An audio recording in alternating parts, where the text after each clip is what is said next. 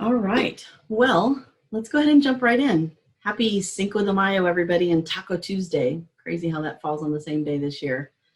Just for a bit of fun, tell us how you plan on Cincoing from home. Put it in the chat panel just as a fun way to break the ice with everybody. All righty, let's get started.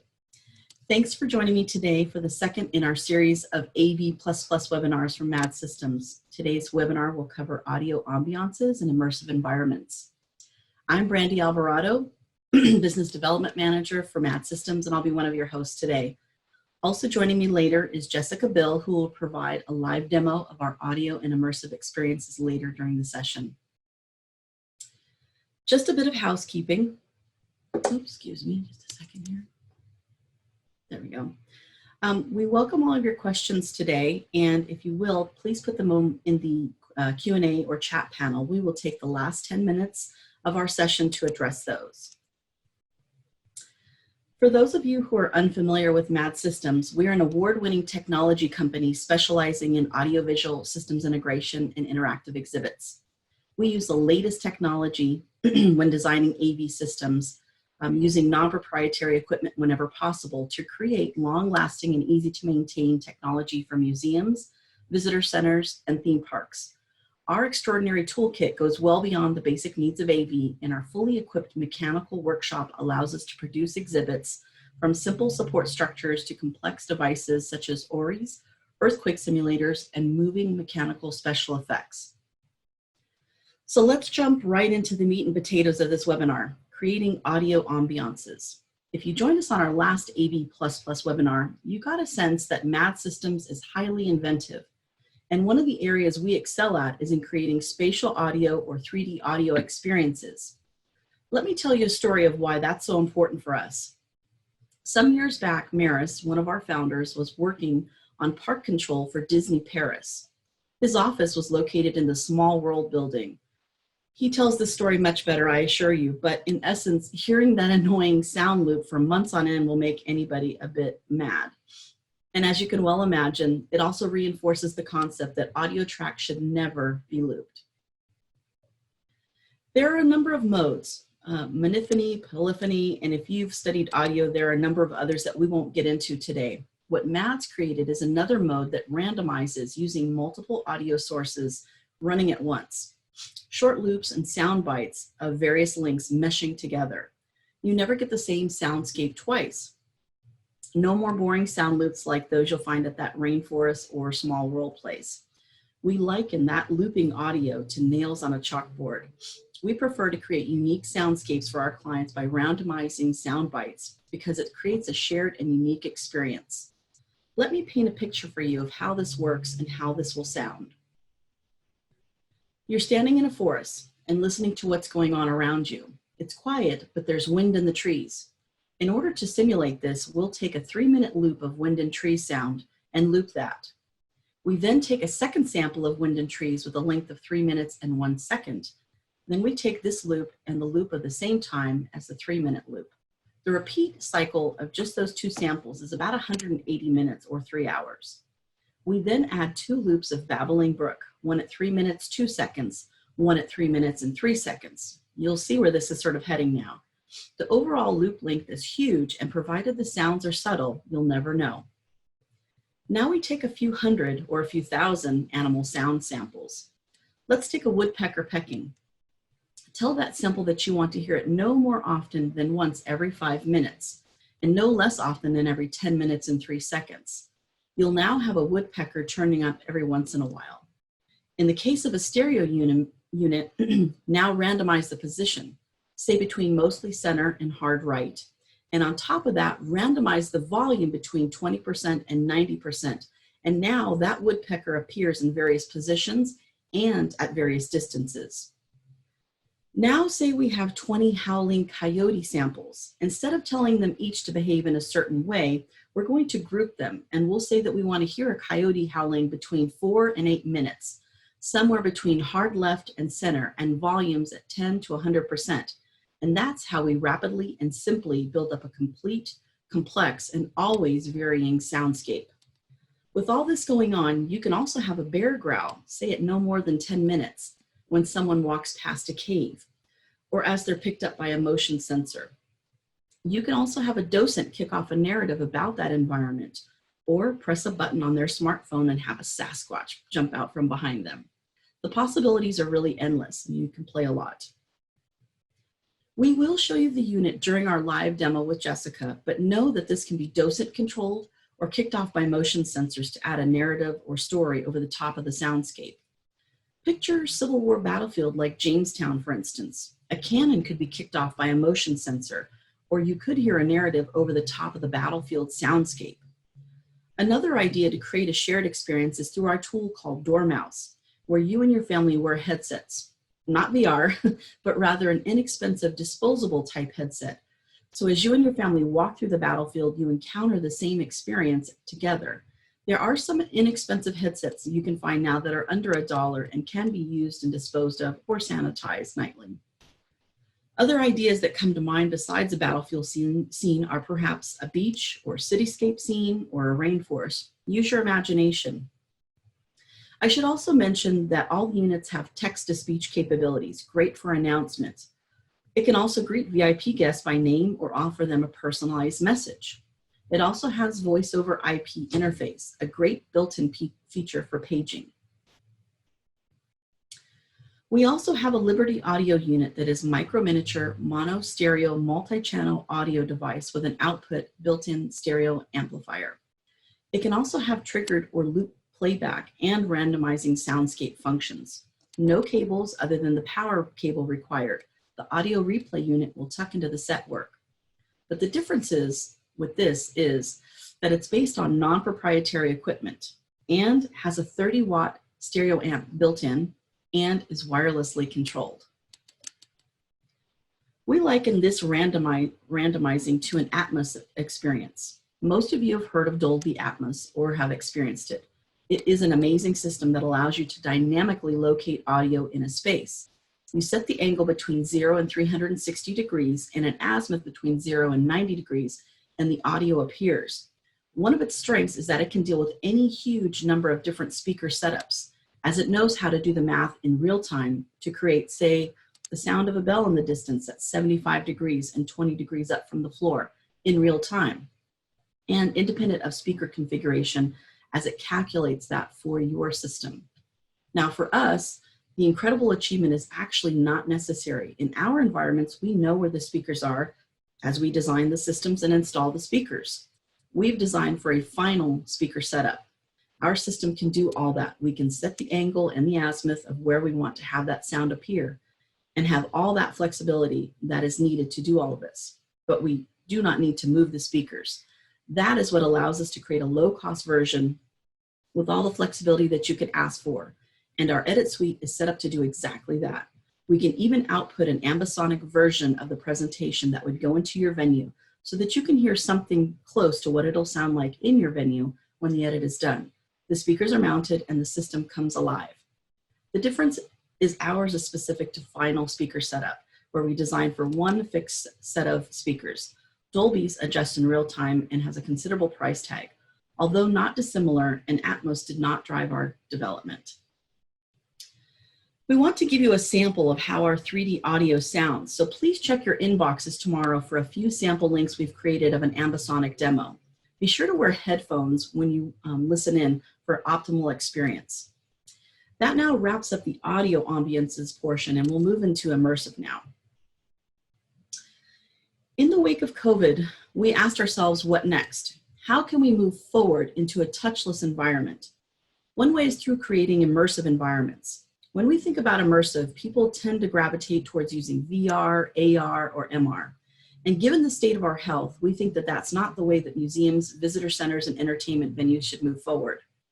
We've spent some time looking at VR and developing for it in the past, and although we love the technology, we think it's a better fit for gaming and for at-home use. It's really problematic for public spaces for a few reasons. First, there's the hygiene aspect, or as I like to call it, the yuck factor. Immersive experiences without VR headsets are possible and allow for a much safer experience with a vastly reduced chance of spreading viruses. VR also breaks apart groups of friends and families. what's the point of going to a theme park and have everybody do their own thing? The whole point of going to a theme park or a museum is to make it into a family event or a great time for a bunch of friends. Putting on headsets to disappear into your own world is, in our opinion, not a good idea. We think experiences should unify groups and families. That's what we want to accomplish. Many museums are finding that immersive technologies allow visitors to engage more with exhibits and feel a connection to the artist, the story, or history. That connection has the power to engage you so fully, bringing you into the present moment. It reduces stress, and studies show that both creating and observing art can reduce cortisol, the stress hormone. We all kind of need that right now. Doing something you love also releases endorphins, those feel-good chemicals that combat stress and reduce pain. That's why so many people love going to museums. We recently had a client that wanted to do a virtual jetpack simulator with a VR headset. We developed that and we're ready to put together the mechanical motion of that. And then we looked at it and instead suggested not using VR, but instead using a tilted dome that would allow the poor victim's family or friends to shout encouragement or maybe harass him, enjoy the experience, and be a part of the process of watching him crash his jetpack. We will show you this dome just a little bit later on during the live demo. We do use it often to show clients these kind of virtual environments that you can do without having to use the goggles. We then also looked at surround video, where you could have a dome above with a skirt of monitors below to create an amazing environment like this one. Think about having a 200-foot diameter dome projecting on it and then a 10-foot skirt of monitors below it, like this. Now put tables in there for a wine experience and put people underwater for a fish course or into one of the wineries to do a wine tasting. That would be fun, right? And no yuck factor. Some of the benefits of going immersive versus VR is the non-touch factor, which we've touched upon, no pun intended. Secondly, throughput. You can get a heck of a lot more people through an immersive environment versus a VR experience. Third, experiencing things together. You are with your family and friends, experiencing things simultaneously and together. And lastly, bringing learning to life. These immersive experiences are great for children's museums and create vivid learning environments. We've also created a surround video system with up to 8 outputs. Inside of the server, we can run a 360 by 360 camera output from a device such as this Instacam 360. We actually had somebody walking the Great Wall of China, the Forbidden City, around London and Singapore with one of these. We run the movie and then splice the parts that we need. We know where the projectors are and therefore we can fill any given space with that video. That same system can accept alternate sources. We have panoramic stills from the Chinese moon rover and the NASA Mars rover. We've added animations so that we can say have a alien pogo sticking around the moon for kids to enjoy if that's where they decide to travel as part of their Pennypickle adventure room experience, which I'll show you in just a second. You could also show an asteroid belt or an underwater scene and bring those to life as part of a story. This system allows you to transport people anywhere, and by adding 3D sound, they are completely immersed. Now let me show you some of our recent immersive experiences. We'll then get into a live demo. I mentioned this just a second ago. This is Pennypickle's workshop adventure room. We used 8 projectors on the walls, as this room was very oddly shaped, as you can kind of see in this picture, and one on the ceiling as a viewing window. So you can say, stand on the moon and see the earth rise above you. We then added 4 low speakers and 4 high speakers, one in each corner of the room, so that we could locate audio anywhere within the space and even whirl it around the visitors. At the Corpus Christi Museum Dino Run exhibit, we used gesture and shadow play for a non-touch immersive environment. Patrons could use puppetry and shadows to open the dinosaur's mouth and make certain movements like eating and things like that. They could crack open eggs and get the baby dinos to hatch. That's really pretty fun for kids, maybe for adults too. This is the Jekyll Island Museum in Georgia. In this project, we use QuickSilver motion sensors that triggered certain events to kick off, like this car's radio.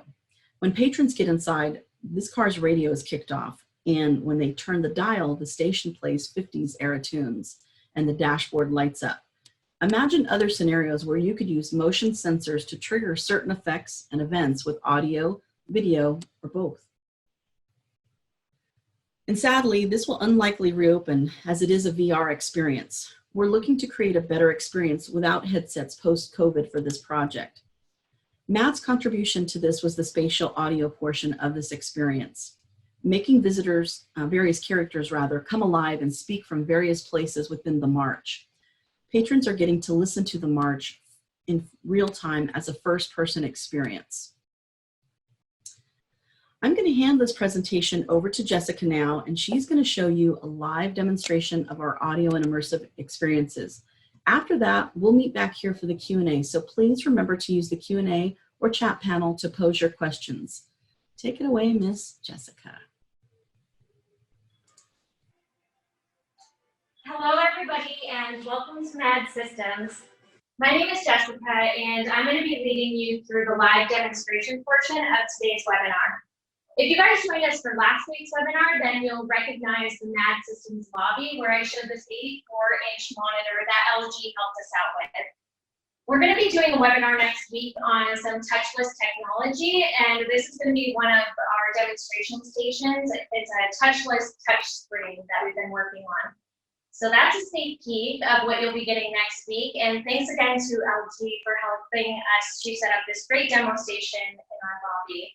And now I'm going to get on with today's demo. So if you'll follow me right over this way, we're going to go to our editing suite. If you guys have any questions during the demonstration, be sure to put those in the Q&A section so that Brandy can answer those following the demo.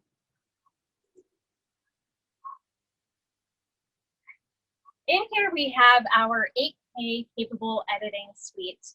There are some monitors up front that are showing some just ambient videos that will set the scene for us in here today. I'm going to be using our editing suite to demonstrate our randomizing audio environments and 3D and spatial audio systems. All of these audio solutions are being run by our QuickSilver system. One of the major benefits of QuickSilver's technology is that it's extremely compact, and our audio servers are no exception to that. Over here on the desk is one of our 8-channel audio processing sticks. It's very compact. It's also very cost-effective and very easy to set up, very easy to implement, and extremely easy to use.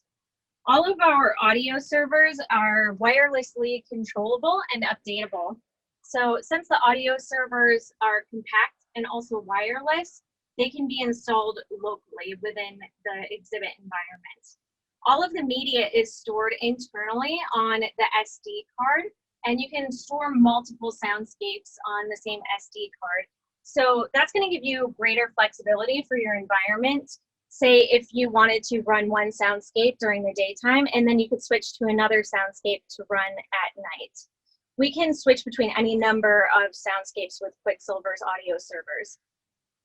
In our editing suite, we have a Dolby 5.1 system, but we don't actually typically use that. And that's because when we are developing immersive environments, we need both high and low speakers. So as I mentioned, the audio processor in here has 8 channels, and we're using all 8 of those channels in a cuboid configuration. So that means we have high and low speakers in each corner of the room. I'm going to sit in the center of this cuboid formation so that I can be completely surrounded by the speakers and the audio will be able to come from any direction. It's going to be a little bit difficult for you to experience exactly what I'm experiencing here. So as I play through the soundscape, I'll be describing the sounds that I'm hearing. There are 3 ways that I can trigger an audio track to play, and the first one is with our randomizing soundscape. It will just play the sounds when you turn it on. It's going to blend the sounds together, and they'll keep going as long as the unit is turned on until you shut it off at the end of the day. The second way that we can activate the tracks to play would be with a trigger. So that could be a push button. If you wanted to have a button someone could press to play a narration at an exhibit when they approach it, or it could be a motion sensor as well. And the third way that we can activate tracks to play would be with docent control. And that's what I have here. For docent control, you could use any sort of tablet, or here I have it set up on my iPhone. And so that's the control screen. There are several different buttons. If you press one of them, it will play the corresponding audio track. And as you can see, we have several tracks programmed in here. So right now the soundscape is turned off just so that we can isolate some sounds. So over there we have some ducks. You can hear them. They're down by a pond over there. And then maybe they've woken up a parrot. He's over there too. He's in a bush over there. And then eventually he gets answered by another bird who's up in this tree over here. We've got some wolves in our soundscape too. So if I trigger the wolf track to play, they're going to be up on the hills. They're from this corner over here. And then they come all the way over around front on those hills up there. So these tracks have started to layer on top of one another, and will continue to do so until the tracks play out. And now I can add in some jets. Those will fly overhead. You can hear them go from one side to the other. They go in all different directions. And now I'm going to bring in a helicopter too. There it is. It starts way in the distance, and you can hear it. It gets closer and then circles around overhead. It's come over here and now it descends and it lands right on that speaker over there. Now, if we wanted to automate all of these tracks, I can turn the soundscape back on and it will continue to blend these sounds, as I said, until the unit is turned off. We can also still trigger individual sounds to play over top of the randomized audioscape without just disturbing anything. This 3D audio system runs the same way that our Dorm Mouse audio tour guide runs, and it's the same as our stereo servers. We're not limited to 8 channels either. That is one big thing to mention. We can run up to 32 channels on our audio systems. So you can have 32 speakers in a space and have those completely surround you, and then we can direct any of the audio tracks towards any area of the space. Now, you only got this little bit of visual ambiance in our editing suite, so I do want to take you out into the lab where we're going to show you what we can actually do visually to help create an immersive environment. So let's head on out. So that was our immersive audio, and now we're going to go over to our immersive video. And combining those two things together, you can create a completely immersive environment for your clients without the need for a VR headset. Welcome to our immersive video system. Right now we're showing it in surround format, but we could also show it in a cave configuration, which would be 4 walls, a ceiling, and a floor. What you're looking at right now is Mars. That's where we'll be starting off today. And these 360-degree images were taken with the Mars rover. We've added in a sandstorm and some ships flying around just to animate it, to bring the still images to life. We have a 360-degree server running here with 8 outputs that are creating the 8 surround images here. And that 8th image on that last monitor is actually showing the overhead content. This is a setup that we use when we are developing software for a children's museum client at Pennypickle Children's Museum. We can also display the overhead content on this dome up here. Right now we just have the dome set up with its own content running on it. We use this 10-foot dome for exhibit R&D, for testing media, and for demonstrating to our clients the benefits of using a dome. Brandy gave you a great example of how we could use a dome like this with our system. It is scalable up to 200 feet diameter, and say you wanted to put one of these in a restaurant, you could hang a skirt down from all the sides of the dome and project onto those. And as Brandy mentioned, you can have a fish course and do an underwater scene with matching soundscape, or if you had a wine tasting or a wine course, switch over to some 360-degree videos of some vineyards. And the way that it would be set up for that is how it is here in an overhead configuration, but you can also use a dome in a tilted configuration where the dome would completely surround your viewing area to give you a different type of immersive experience. Now with the restaurant example, I did mention projecting the surround images onto the skirting around it, and we would actually typically project these surround images just the way that we have it set up in our lab. We don't really have the wall space to fully project onto, so we're displaying on some monitors right now. The content that we're using could either be existing 360-degree images, or we could also send somebody with a very affordable 360-degree camera, and they could capture the video content, which is what we had somebody do here at the Singapore Bridge. So somebody could take this 360-degree camera, they could go to the Great Wall of China, they could visit the Terracotta Warriors, and capture the video content.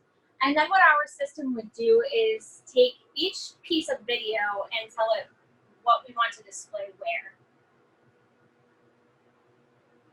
Now I mentioned that we had done some immersive video for Pennypickle Children's Museum, and Brandy gave that example.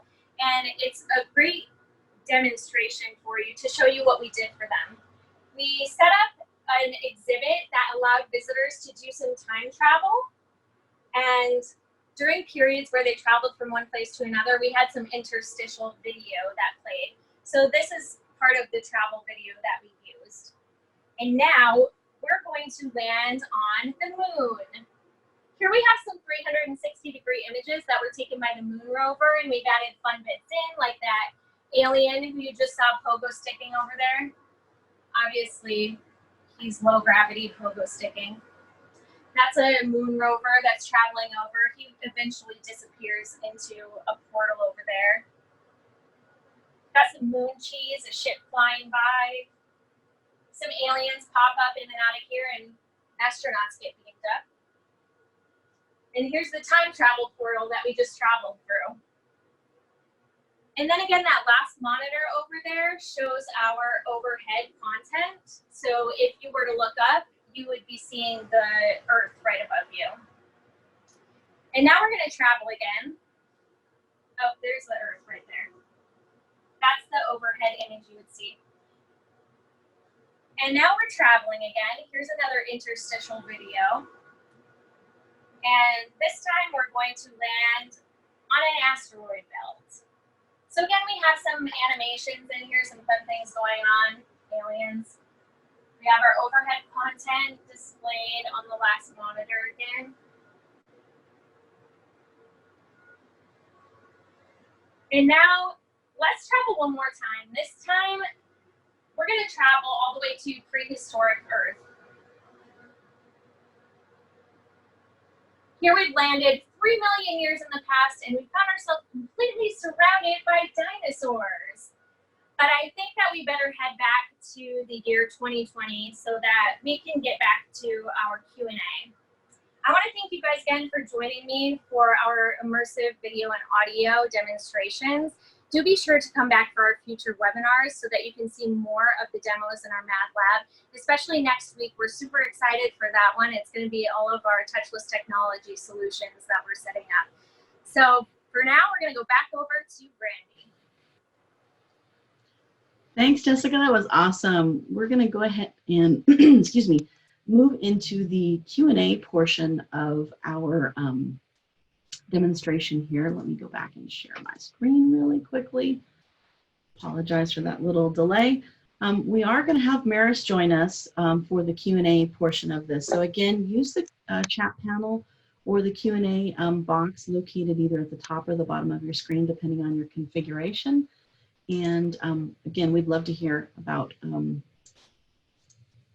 you're celebrating Cinco de Mayo and also your questions. So please, seems like we've got some folks also interested in knowing that this is being recorded and will be shared on our website and our social media platforms, and as well as on YouTube. So we will make that available for you probably within the next 24 hours. And there is Maris getting set up. So again, let us have your questions, put them in the Q&A panel, ask away. We're happy to share our information with you. And again, this is being recorded, so we will share this after the session today. Let's see, any questions? Don't be shy. I do want to thank In Park Magazine, Blue Loop, and 16.9 for helping us promote our events today as well. So appreciate all the help promoting our webinar series. As Jessica mentioned, we will be having a few more, including one on touchless technologies coming very, very soon. Any questions? It is awfully quiet. Don't be shy. Let's see. Okay, from the chat panel, thanks so much. Does QuickSilver work with MediaLawn? Maris? So QuickSilver hasn't been set up to work with MediaLawn. Can you hear me okay? Yes. Mm-hmm. So no, it doesn't, because we haven't bothered with that, frankly. QuickSilver is an installed system. So when we provide a complete system, we would use our T-Party system controller. Okay, perfect. We also have a question saying, we're asking, are the surrounding displays capable of 4K screens? Funnily enough, the screens that we have in the lab are 4K screens, but we're driving them with 1920, 1080 at the moment. For the time being, we won't be doing 4K on that. It's something that we've talked about. And what we would end up doing is to run multiple, we will end up running multiple synchronous computers in order to do that, because to output 8 times 4K from one computer is still pushing it a little bit. Perfect. This one's from Mason. How have you best achieved hiding the support system and equipment in the experience? Well, if you saw the size of the equipment that we're using, you'll see that a lot of it can be co-located. So realistically, if you're running a stereo unit, then you can Velcro it to the back of a speaker and it would disappear. You'd have trouble finding it, to be honest. For the larger systems that we're doing with that 3D soundscape, you saw the device there. It's about 3.5 inches by 1.5 inches by about 1/2 inch. And then there's an audio decoder, a tiny little box that goes with that. But obviously now you have amplifiers that you need to run. So if you're running self-amplified speakers, then again, you could Velcro it to the back of one of the speakers and it would be gone. If you have a larger system and you want to use amplifiers, then you'd have to, it's the amplifier that would take the space, nothing much else does. Obviously, by the time you're starting to run fully immersive video environments, we're running bigger computers. And yes, in that case, you would have to find somewhere to put it. We've got a system going in at the moment where there is a bench, and we've actually hidden the equipment in a bench, which we're positively ventilating to make sure that the equipment stays cool and clean. Perfect. Another really great question. This one's from Jeremy. What development tools are we using to create the surround audio, or is it simply protocol or similar? The files that we generate can either be part of a like a MP4 file or similar, but for audio specific, we tend to run OGG, and it gets generated using Pro Tools with some additional tools that we use for plugins, so that we can actually do the spatialization. Funnily enough, we've also looked at the Atmos tools, but the problem is that they're so expensive that and then we would be able to output it, but they're so expensive that we haven't felt the need to do that. But we have been looking at those as well. But Pro Tools works really well. We just did a couple of major edits in Pro Tools with some spatialization assist, and it works very well. Fully automatable. So you can actually take a source and you can travel it around the space as part of your automation sequences. Really easy to use. Perfect. Another great question. What is the audio output format on the audio card? So we're outputting up to 32 channels at 44 or 48. It just depends on what you want to output. Okay, perfect. We could actually probably push it harder than that, but we haven't for what we've done so far. Also asking, what is the quality ceiling on the animated overlays on the surrounding displays like the alien pogoing? Can it be more cinematic assets? Yes, absolutely. You have full flexibility because ultimately what you're generating, what we're running for that particular setup is a file that is 15,000 something pixels by 1080 for this particular case, or 1200. So you're building a file as you normally would on an edit suite that's capable of outputting it. And then the computer will either take in live 360 camera from like an Instacam or from a Titan equivalent, the bigger 360 cam. Or you can output it as a linear file, which would be 15.3 something by 1080. Let's see, this question is from Carrie. Are there any 5.1 ambient audio samples available? 5.1, that's not really what we're using. It's like an 8 channel or a 16 channel or a 24 or 32 channel file. So we don't have a 5.1 equivalent because you don't get altitude when you're using 5.1. You can't really very successfully translate something where you have a cuboid audio configuration. So you've got 4 low speakers in the corners of the room, and you have 4 high speakers in the corners of the room, so that we can locate an audio sample anywhere within a 360 by 360 space effectively. You can't really do that with 5.1. So no, we don't have anything on 5.1 because it wouldn't translate.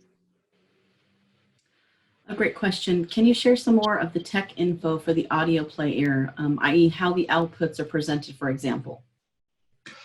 So the stick, or for a 32 channel, it's a slightly larger unit that measures about 6 by 6 by 2 inches.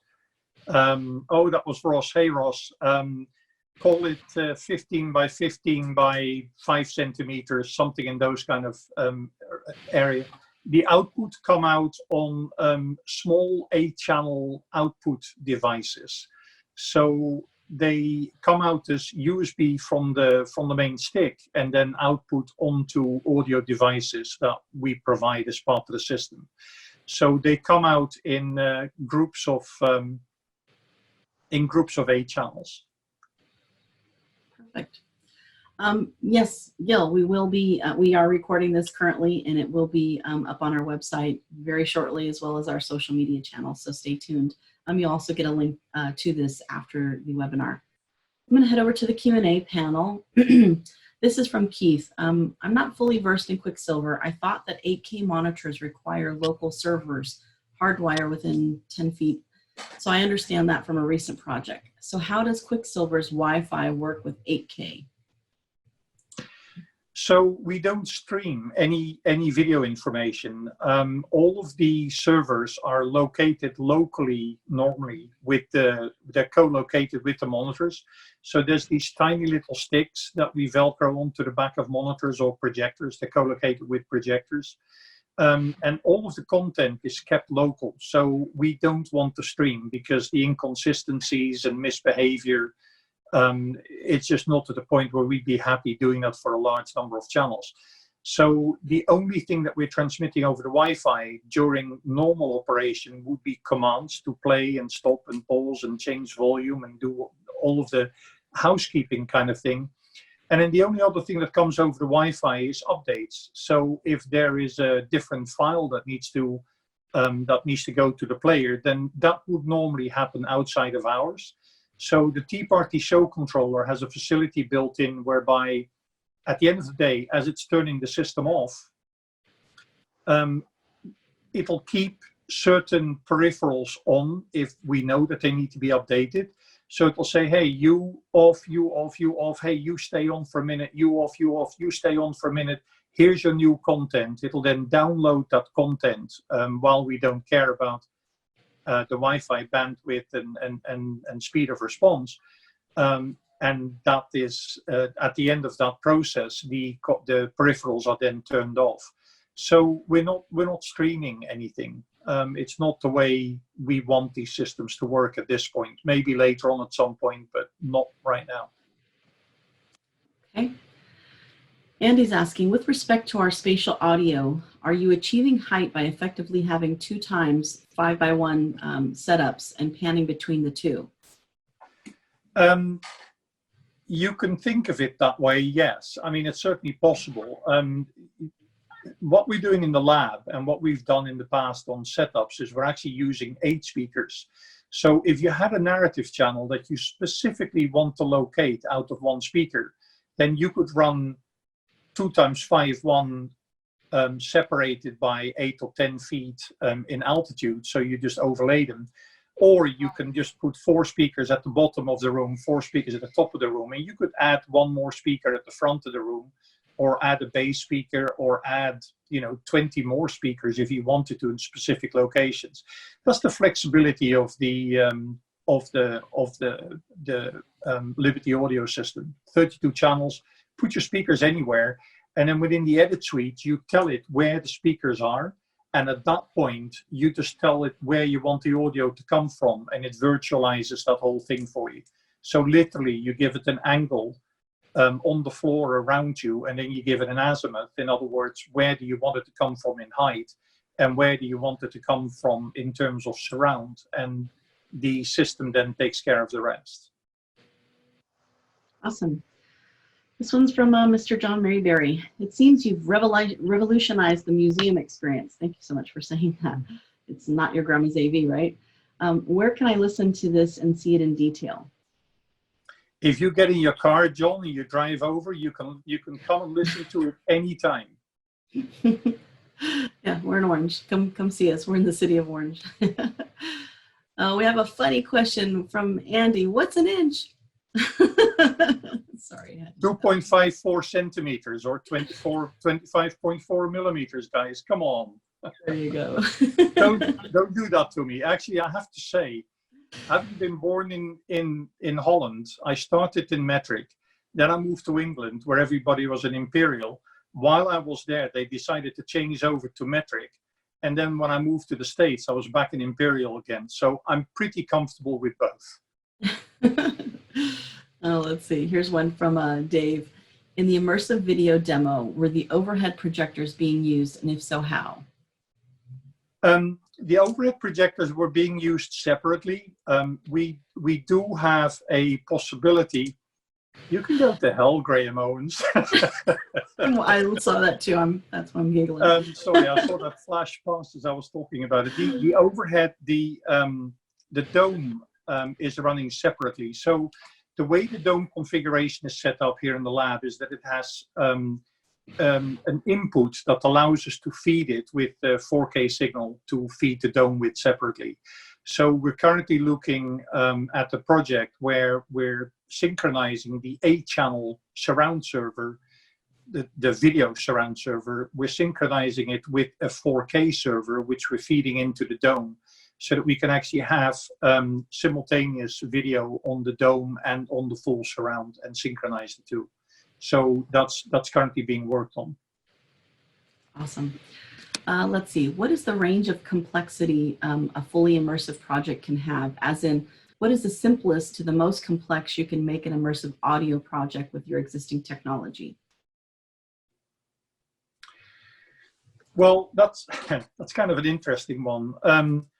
I haven't really seen a limit, because the combination, because you can literally put thousands of samples in, so you can make a very simple setup, which we've done with, for example, 2 speakers. Actually, the simplest one that we have running here is over the entry into our main door. There's an audioscape that has been running for about 18 months now, or 2 years or something, and that just sits there and creates an atmosphere. So when you're walking up to the building, you're hearing these birds and you're hearing things going on. And then what turns that into something a bit more complex is that the facial recognition system that we had been running by the front door would actually give individuals a personalized message using the text-to-speech interface. And you can use it for page, so you can page people and talk to them using VoIP. So you can use the audio unit as an extension to your phone system. So that would be one of the simplest ones, really. And the very simplest one literally would be a box that's about 3 by 3 by 2 inches that has a stereo amplifier built in or 2 mono amplifiers. And you could either run 2 mono soundscapes or 1 stereo soundscape from that. That's the smallest. And then from there on in, you can go up to 32 channels. So really any configuration you want. In our very early days at Bad Systems, we did a restaurant where called the American Wilderness Experience, where they had trees and caves, and the whole restaurant was set up as an experience, as if you were in the wilderness. And we put 44 audio channels in with the previous version of a very similar system. So it was all randomized. You'd be in the cave and you'd hear the grizzly, coming out of hibernation and that kind of stuff going on. So I'm not sure that there is much of a limit to the complexity that you can come up with that I can think of at the moment. We certainly haven't hit it yet. A follow-up question. The distance limitation was due to no video extenders yet available for 8K. Still true? Well, we're not using extenders with QuickSilver, so you're only limited by your Wi-Fi. And because we would have multiple Wi-Fi units in any installation, you can link them because we daisy chain multiple base stations for the Wi-Fi. You can really have a system that is any size. You can cover any size museum or any size theme park or any size anything with it. You just need to make sure that where these units are being used, you can either cable them and put wired network on, or you need to make sure that there's Wi-Fi so that you can control them using Wi-Fi. And then the other thing is that a lot of the QuickSilver peripherals, like the media servers, if you have a simple job where all it needs to do is to run a video, and you don't want to update it, it'll work freestanding too.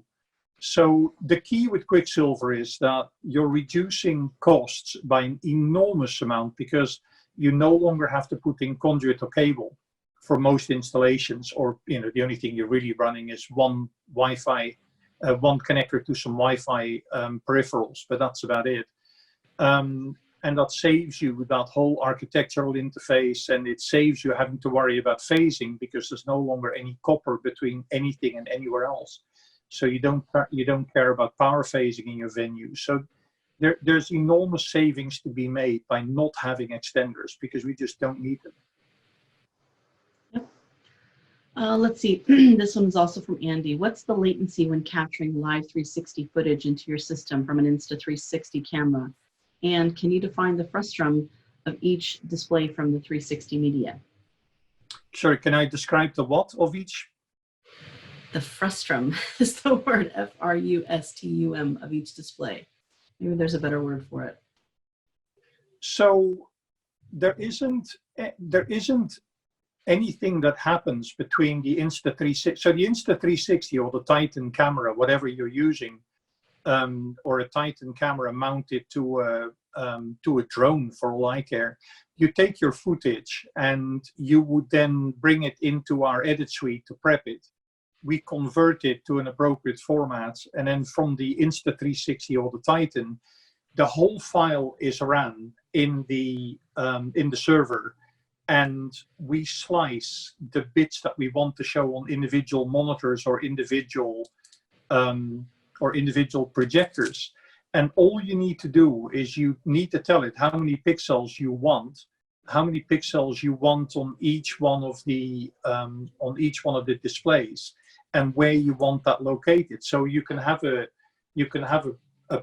a monitor as part of the setup low down near the ground, and you can have a projector that takes the upper part of a wall and by setting up the server correctly, it will feed the correct slices of the imagery to the different devices.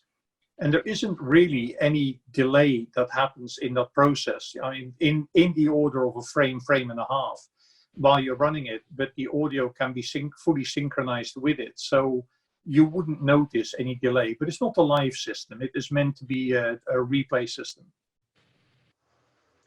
Okay, I think this might be our last question.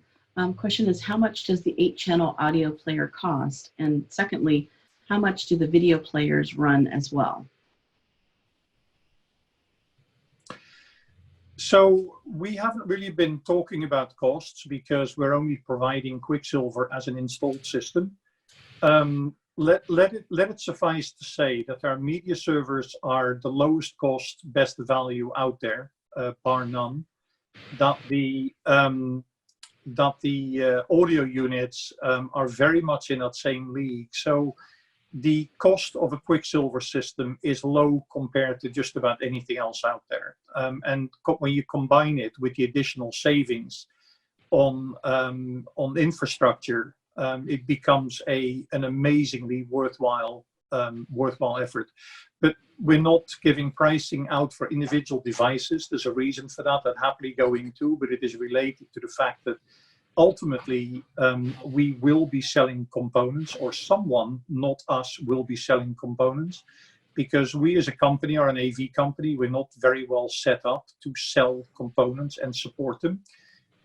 When the cost of individual units is as low as it is, you need to have a proper backup system so that anybody that has a question can ask those questions. And seeing that we can't provide that level of support here within MAD Systems, we will be talking to others that specialize in distributing equipment, and then they will be able to set the prices. So that was one of the reasons why we thus far will only price them as part of the system.